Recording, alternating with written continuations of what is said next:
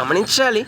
పరిశుద్ధంగా జీవించమని, పరిశుద్ధత అనే లక్షణాన్ని ప్రేమించమని దేవుడు మనిషికి పిలుపునిచ్చారు. దేవుడు మనిషికి ఆజ్ఞాపించారు. దేవుడు మనిషికి సూచించారు. అయితే మనిషి మాత్రం పాపమును ప్రేమిస్తూ పాపంతో తన జీవితాన్ని నింపుకుంటూ చివరికి పాపముకు ఫలితమైన నష్టాన్ని పొందుతున్నాడు.